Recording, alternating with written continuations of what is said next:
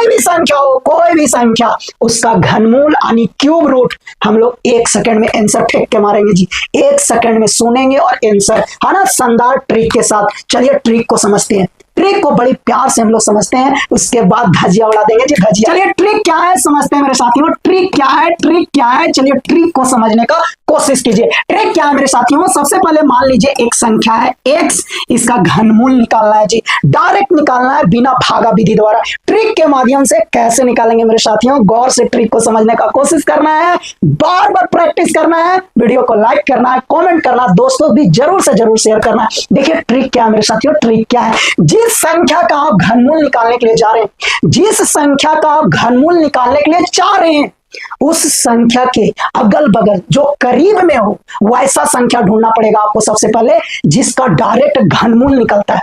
जिसका डायरेक्ट घनमूल निकलता है ना, वैसा संख्या पहले आपको पता करना होगा, और वो भी इसके करीब में होना चाहिए, ज्यादा दूर नहीं, भले वो संख्या छोटा हो या बड़ा, कोई दिक्कत नहीं, करीब में इसका होना चाहिए। जो इसके ज्यादा करीब में रहेगा वही संख्या आपको लेना है। जैसे 25 का घनमूल निकालना है, तो 25 का घनमूल तो डायरेक्ट नहीं निकलता है, तो क्या करेंगे, 25 के अगल बगल में कौन संख्या है जिसका डायरेक्ट घनमूल निकलता है, कौन संख्या है, 27 है। कौन है, 27 है, और एगो 8 है। 8 तो बहुत दूर है, नजदीक में कौन है, 27 है। नजदीक में कौन है मेरे साथियों, 27 है। तो संख्या बड़ा रहे चाहे छोटा रहे, उससे कोई फर्क नहीं, आपको वैसा संख्या पहले ढूंढना पड़ेगा जिसका घनमूल डायरेक्ट निकलता हो, और वो संख्या इसके करीब होना चाहिए। बात समझ में आया जी, बात समझ में आया। तो मान लीजिए इस x के नजदीक में एक संख्या है जिसका डायरेक्ट घनमूल निकल जाता है, और वो संख्या कितना है, a है। वो संख्या कितना मेरे साथियों, ये है।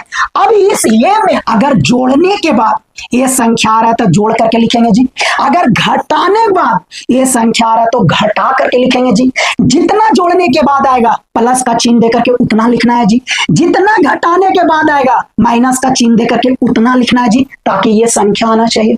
बात समझ में आ रहा है, काका बोल रहे, बात समझ में आ रहा है। चलिए साथ ही साथ एक उदाहरण भी लेते जाते हैं, तब मजा आएगा। मान लीजिए मेरे साथियों 25 का घनमूल निकालना, 25 का, तो 25 के करीब में कौन संख्या जिसका डायरेक्ट घनमूल निकलता है, तो 27। कौन है, 27। अब बताइए 27 में जोड़ने के बाद 25 आएगा कि घटाने के बाद, तो घटाने के बाद कितना, घटाने के बाद तो 2, घटाने के बाद, तो वही यहां भी बोल रहे हैं मेरे साथियों, वही बोल रहे हैं।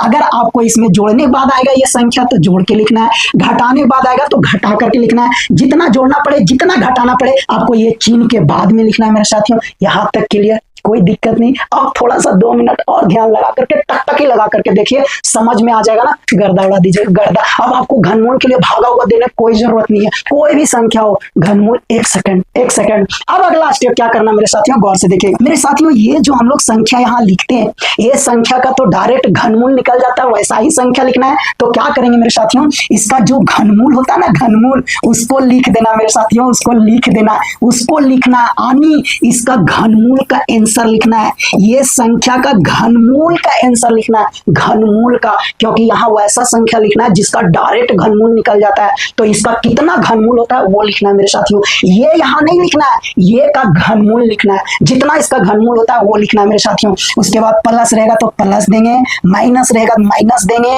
उसके बाद यहाँ वाला संख्या को डायरेक्ट उतारना है, उसके बाद यहाँ वाला संख्या को डायरेक्ट उतारना है, उसके बाद ये संख्या को भागा देना है, ये संख्या को भागा देना है। किससे भागा देना है, गौर से सुनिएगा। देखिए किससे भागा देना मेरे साथियों, 3 गुना, 3 फिक्स है, 3 बपोती है, नीचे में 3 फिक्स है। चाहे कोई भी क्वेश्चन हो, कोई भी संख्या हो, किसी भी संख्या का घनमूल निकालना हो, भागा देते समय 3 नीचे फिक्स है, 3 नीचे फिक्स है। 3 के साथ कौन संख्या गुना होगा, 3 के साथ क्या गुना होगा वो समझिए, बस 1 मिनट और 3 के साथ कौन संख्या गुना करके भागा देंगे, या क्या गुना करके भागा देंगे। तो मेरे साथियों 3 के साथ जो संख्या गुना होगा ना, यहाँ वाला संख्या गुना होगा, यहाँ वाला, यानी ये का जो घनमूल होगा ना, ये का जो घनमूल होगा ना, वही घनमूल को 3 के साथ क्या करना है, गुना करना है।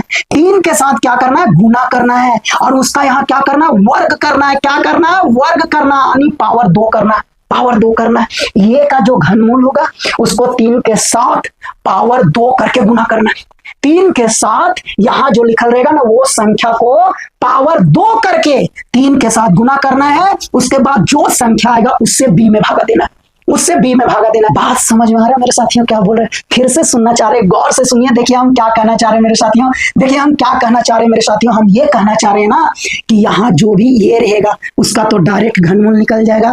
जो इसका घनमूल होगा वो यहाँ लिख देना मेरे साथियों। प्लस रहेगा प्लस, माइनस रहेगा माइनस, उसके बाद यहाँ वाला संख्या को डिट्टू उतारना है, इसमें कोई छेड़छाड़ नहीं करना है। अब ये संख्या को भागा देना है, किससे भागा देना है? 3 गुना, 3 गुना, 3 गुना। यहाँ जो आप ये का घनमूल लिखे हैं ना उसका वर्ग करेंगे, वर्ग करेंगे यानी उसका पावर 2 करेंगे। पावर 2 करने के बाद जो आएगा उसको 3 के साथ गुना करेंगे, उसके बाद जो आएगा उससे पूरा पूरी बी में भागा देंगे। बी में भागा देने के बाद इसको पूरा हल करेंगे। जो भी भागा देने के बाद आएगा, अगर प्लस है तो इसके साथ प्लस करेंगे, अगर माइनस है तो इसके साथ क्या करेंगे? माइनस करेंगे। फिर जाकर के वही इस संख्या का घनमूल का आंसर हो जाएगा, घनमूल का आंसर हो जाएगा। कितना प्यारा ट्रिक है, कितना सुंदर सा ट्रिक है। अब आपको भागा देने का कोई जरूरत नहीं मेरे साथियों। तो हम क्या बोले, इसका जो भी घनमूल होगा उसको लिखना है मेरे साथियों, घनमूल जो होगा उसको लिखना है। उसके बाद इसको हल करना है, हल करना है।